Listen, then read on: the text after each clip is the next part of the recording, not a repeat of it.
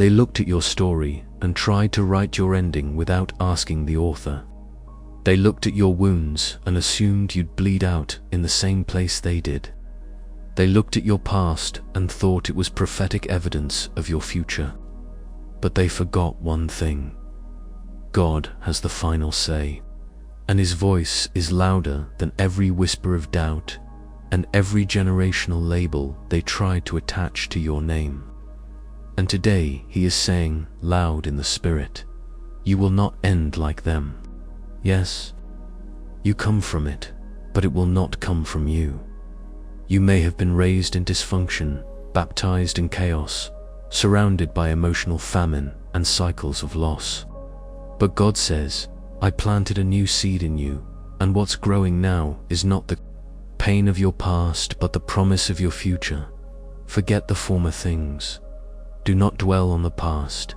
See, I am doing a new thing. Isaiah 43:18-19. They said, you'd end like them, broken and bitter, angry and addicted, stuck and small, settling and circling.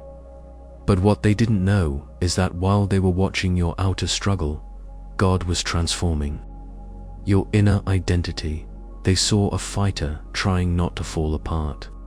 But heaven saw a vessel being refined for glory, being confident of this very thing, that He who began a good work in you will carry it on to completion. Philippians 1-6. And God will finish what He started in you. Not halfway, not partially, not eventually, but fully. They said, you'd become your father's mistake, your mother's silence, your family's shame. But God said you are the curse breaker, the one chosen to start what no one before you had the strength to carry. The last will be first, and the first will be last. Matthew 20:16. And He flipped the script the moment you said yes, through your tears, through your trauma, through your trembling hands. He anointed you even when no one believed in you. And now your process has become your proof. The late nights, the unanswered calls, the rejections that wrecked you, they were all building your roots. And now you're about to rise in ways that make no sense to the ones who spoke over you too soon, because they didn't know how deep you had to go just to stand, how many demons you had to fight just to smile, how many times you almost didn't make it, and still you stayed, still you prayed, still you fought for a future that your past tried to bury. And God says, because you did not surrender to the script they gave you, I am giving you a story they never saw coming, one with peace, joy, clarity, and legacy. You intended to harm me, but God intended it for good to accomplish what is now being done. Genesis 5:20. And what's being done now is divine. You are being elevated, not just away from the pain, but above the pattern. You will not end like them. You will not talk like them, think like them, love like them, or fall like them, because I, the Lord your God, have interrupted the bloodline with my hand, and you, my child, are the evidence. Stay with me. Keep walking, because what I'm doing in your life will silence every lie they spoke, and in the end, the only thing they'll be able to say is, surely the Lord was with them. They looked at where you came from and assumed they already knew how you'd end, because the pattern was so familiar. Broken homes, absent fathers, addicted mothers, silence where there should have been safety, shame passed down like an inheritance, generational dysfunction wrapped in religion, financial droughts dressed up as humility, trauma painted over with performance. And so, when they saw the early signs of your struggle, when they saw your exhaustion, your mistakes, your isolation, your moments of weakness, they shook their heads and whispered, see, just like the rest of them. But they didn't know what God was doing underground. They didn't see the midnight prayers, the inner wrestling, the years of sowing in tears, the moments when you chose healing over hatred, the nights When you forgave people who never said sorry, they couldn't see the war you were winning behind the scenes. People look at the outward appearance, but the Lord looks at the heart. 1 Samuel 16:7. And God saw that your heart, though crushed, was still surrendered, that your spirit, though weary, was still willing, and while the pattern around you said repeat, the presence within you said breakthrough. And now the outcome is shifting, because what ran in your family ran into you, and God didn't just raise you to survive it. He raised you to end it. You are the light of the world. A city set on a hill cannot be hidden, Matthew 5:14. And even though they tried to hide your worth in labels and silence your future with fear, God placed something in you that cannot be ignored. A light, a calling, a fire that hell couldn't dim. And now that fire is turning into a movement, not just in your life, but through your bloodline. What once looked like another familiar fall is becoming a shocking rise, because what they expected to end in defeat, God is turning into a generational reset. The story is being flipped in front of them. And soon they'll see that what tried to bury you only planted you. What looked like failure was formation. What felt like loss was preparation. And now the heavens are declaring over you. The outcome has changed. The future is being rewritten. The script is being edited by the one who never makes mistakes. You were never meant to end like them. And even if they gave up on you, God never stopped writing. The steps of a good man are ordered by the Lord, and he delighteth in his way. Though he fall, he shall not be utterly cast down. Psalm 37:23-24. And even when you stumbled, you were still anointed. Even when you doubted, you were still called.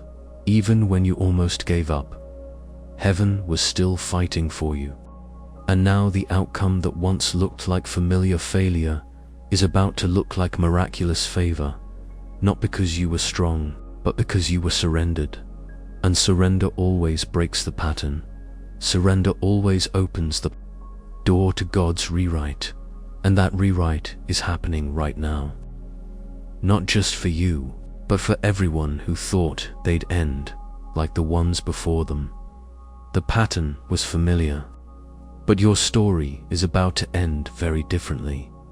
They judged you too soon, spoke too quickly, concluded too harshly, and called it discernment when it was really just projection. They saw you in your breaking season and assumed that was the final scene. They mistook your wilderness for your grave, your delay for denial, your refining for rejection, but they didn't understand the language of heaven, because while they were still judging the middle, God was already rewriting your ending. While they were gathering stones to throw, God was gathering oil to pour. While they were planning your downfall, God was planning your deliverance. For I know the plans I have for you, declares the Lord, plans to prosper you and not to harm you, plans to give you a future and a hope, Jeremiah 29:11. And that hope is not a concept, it's a reality being written right now in the pages of your life. They said you'd be just like your father, cold, absent, addicted, wandering. But God said you'd be the one who returns home in power. They said you'd collapse like your mother, wounded, voiceless, exhausted, but God said you'd be the voice that breaks the silence and heals the womb of generations. They said you'd die in the same poverty, the same mindset, the same trauma, but God said you'd rise with a mantle they've never seen before. And it's not pride, it's prophecy, it's not rebellion, it's redemption. Though your beginning was small, your latter days will be very great, Job 8-7. And now you're walking into the part of your story where everything they assumed is about to be exposed as incomplete. because they stopped reading when you were in the valley. But God never stopped writing, and the chapters coming next are dripping with glory. Drenched in favor, soaked in the oil that was pressed out of your private pain. They thought the rejection would ruin you, but it just rerouted you.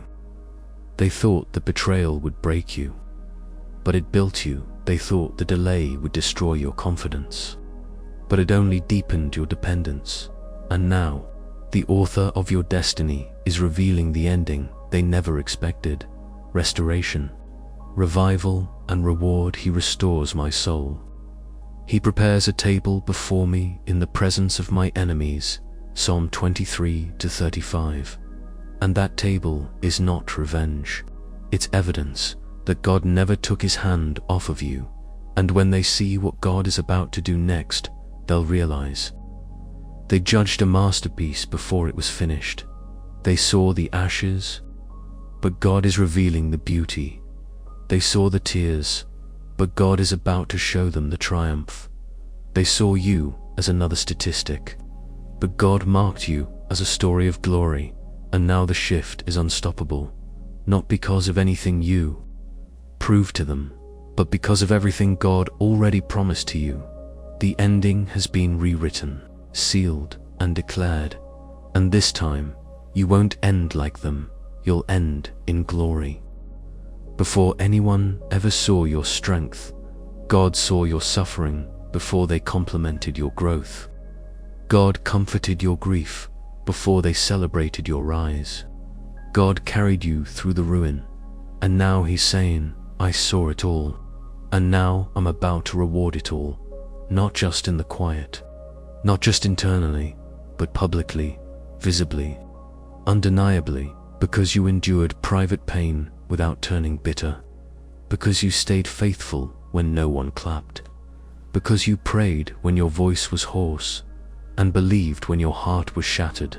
Your Father, who sees what is done in secret, will reward you openly. Matthew 6:2-6. And the reward isn't just material, it's generational. It's legacy, peace, stability, joy, clarity, and honor. Yes, honor. The same voice they mocked is about to speak wisdom into rooms they were never invited to.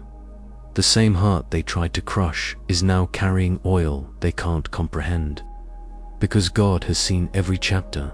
He was there when they laughed behind your back, when they judged your journey, when they said you'll end like the rest of them.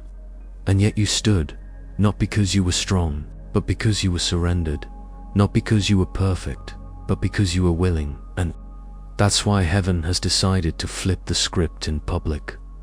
Humble yourselves before the Lord, and he will lift you up. James 4:10. And now comes the lifting, not the type of elevation that puffs you up, but the kind that puts God on full display. Your restoration will not be small. Your favor will not be quiet. Your breakthrough will be seen by the very ones who said it would never happen. And the beauty of it all, you're not even asking for revenge. You're just focused on healing, and that is why God is trusting you with this kind of blessing. Because your heart stayed soft in the fire, and your hands stayed clean in the storm. You could have retaliated, but you chose to release, and now the release from heaven is coming in waves. They'll wonder how you got here, but the truth is, you bled for this. You labored in the spirit for this, you warred with tears for this, and now God is turning the private labor into public legacy instead of your shame. You will receive a double portion, and everlasting joy will be yours. Isaiah 61:7. This is that double portion season, not just for your name, but for your bloodline, not just for your sake, but for every person connected to your obedience. They said you'd never rise, but you rose. They said you'd never be more than your past, but you've outlived it. And now your testimony is becoming a template for others. They'll look at your life and realize God really does honor those who stay the course. When no one claps, your pain wasn't in vain. it was the oil press. And now, what was once private agony is becoming public anointing, not because of luck, but because of God's faithful justice. They said you'd end like the ones before you, broken, bitter, bruised, burdened by bad decisions, and so shame came early, not because of what you did, but because of what they spoke over you, because of what you were born into, because of what you inherited without asking. It wrapped around your identity like a false name tag, whispering, "This is all you'll ever be." But even when you didn't know how to fight it, something inside you refused to wear it permanently. And now heaven is stepping in to make it official. Shame is not your name, God says. I have renamed you. I have reclaimed you. I have rewritten your identity with my word, and not with their wounds. Do not fear, for you will not be ashamed. Neither be disgraced, for you will not be put to shame. You will forget the shame of your youth. Isaiah 54:4. And that's not a metaphor. That's a prophetic transaction. What was once clinging to you like generational dirt is now being washed off by generational deliverance. You were not just saved from something, you were saved for something. You were the one that heaven picked, not to pretend like nothing ever happened, but to walk through the shame and prove that grace is more powerful, that cycles can break, that trauma doesn't win, that the story can change. And yes, people tried to limit you to your bloodline's past, but God has expanded you for your bloodline's future, and shame has no authority. Where vision has been restored, the enemy's goal was always to keep you quiet, to convince you that your past disqualified your calling, to chain you to what ran in your family. But now God is announcing in the Spirit, it stops with you. And because it stops with you, the shame attached to your last name is breaking. To those who look to Him are radiant. Their faces are never covered with shame. Psalm 34:5. And that radiance is on you now, not because of anything you earned, but because of what you endured and survived. And now, instead of shame, there's strategy. Instead of regret, there's redemption. Instead of covering it up, you're uncovering it with purpose. Your honesty is healing your household. Your scars are becoming signposts. Your testimony is turning into transformation for others. And the most powerful part, you're doing it while still healing, still trembling, still remembering the days they said you'd never be more than your brokenness. And yet, here you are, breaking the very thing they swore you'd be trapped in, because shame lost its grip the moment you stepped into the truth of who God called you. Not a mistake, not a statistic, not a copy of who came before you, but chosen, called, covered, commissioned, marked by mercy. And now, you will no longer speak from your shame. You will speak from your shift, because the heavens have already declared it. You won't end like them. You will end with freedom.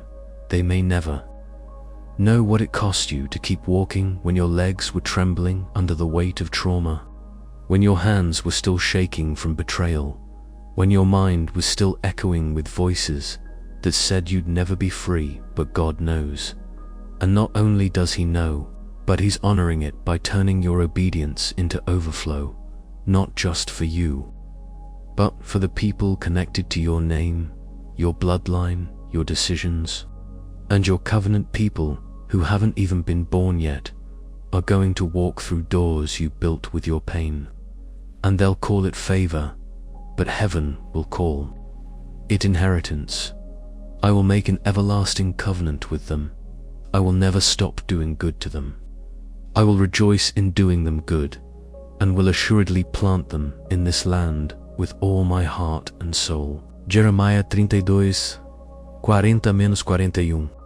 And that planting is already happening, because the ground you once bled on is now growing breakthrough. Your yes to healing became someone else's first breath of hope. Your refusal to end like them became someone else's foundation. And no, They may never understand the details. They won't know about the night you almost broke for good, the rejection that almost made you go numb, the weight of generational pain you never signed up for.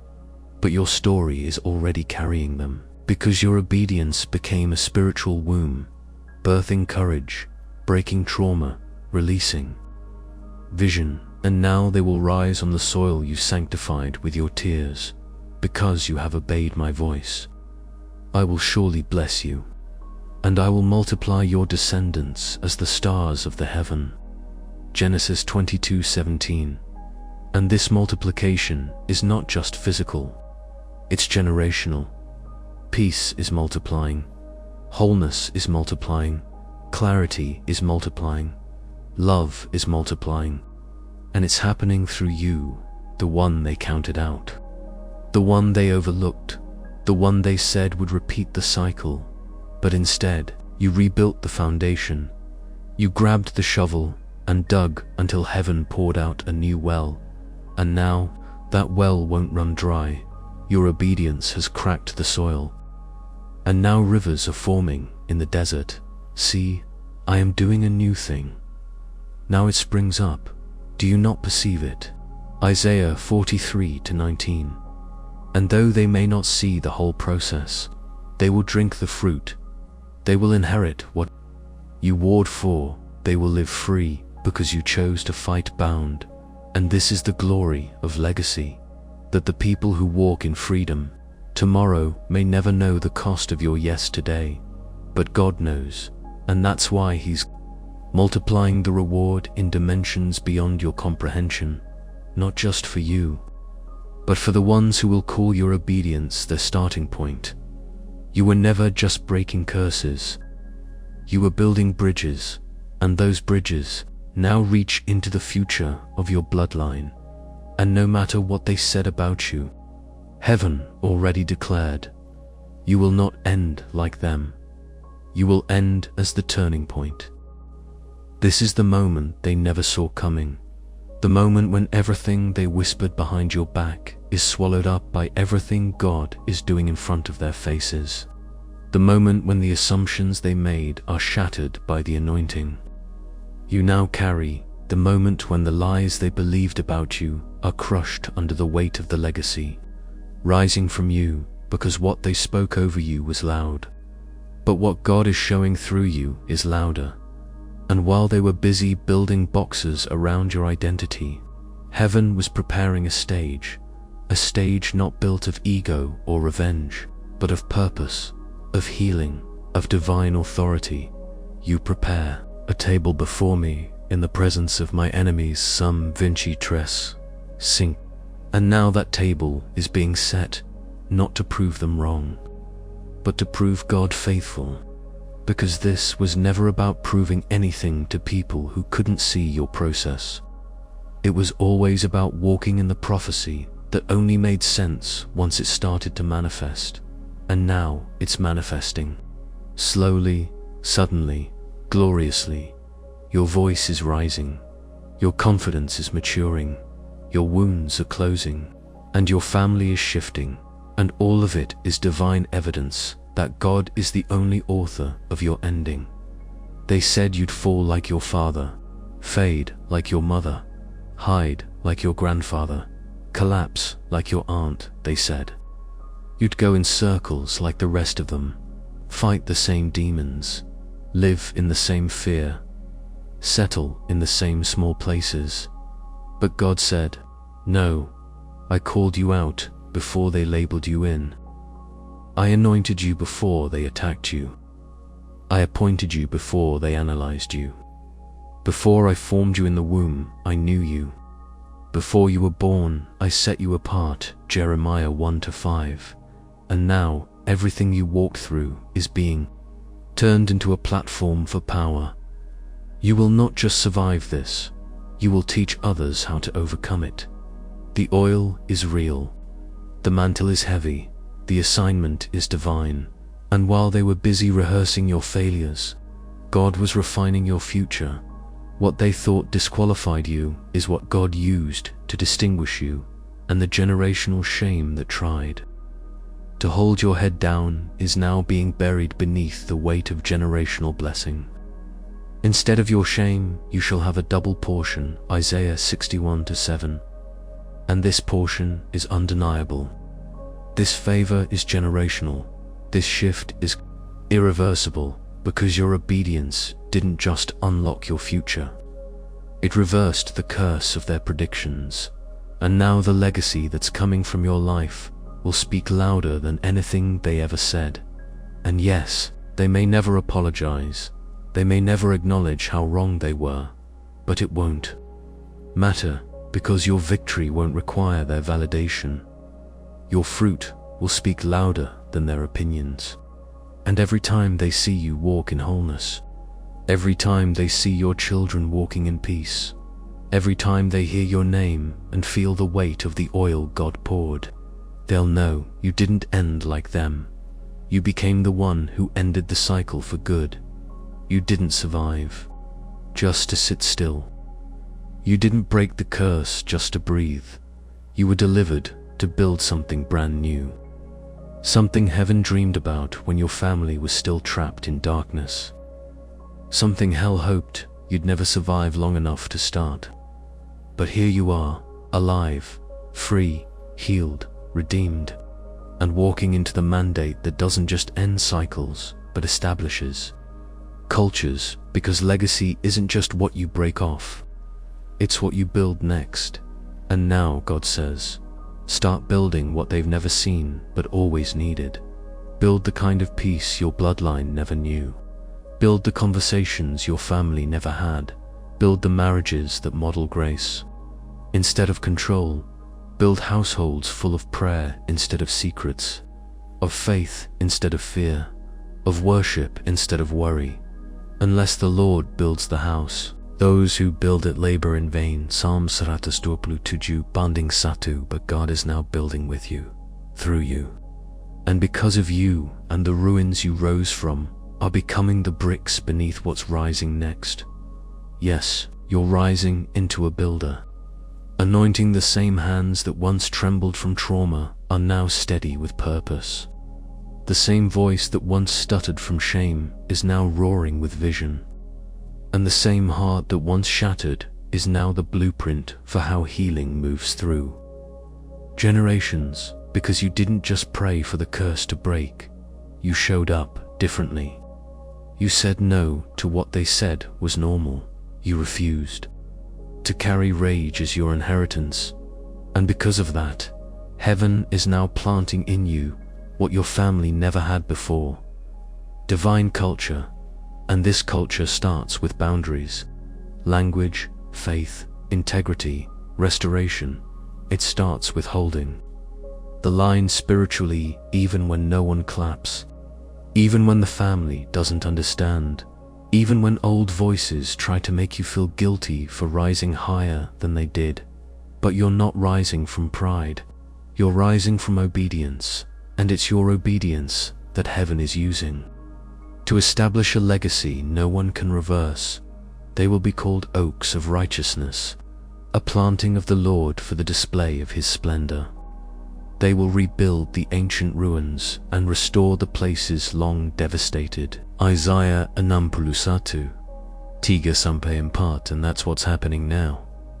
The ruins are being rebuilt. The silence is being replaced with sound doctrine. The chaos is being overtaken by a kingdom culture, and your family's name is no longer just a reminder of pain. It's becoming a prophecy of purpose, because you didn't just escape the storm, you built a lighthouse in it, and now others will find safety in what nearly destroyed you. The same people who once doubted your difference will soon need what God is building through you. And the beautiful part, you won't need to say a word. Your life will say it all. Your decisions, your peace, your fruit, your fire, your family, your worship, your wisdom, it will all testify. I didn't end like them. I became the foundation God needed to start again.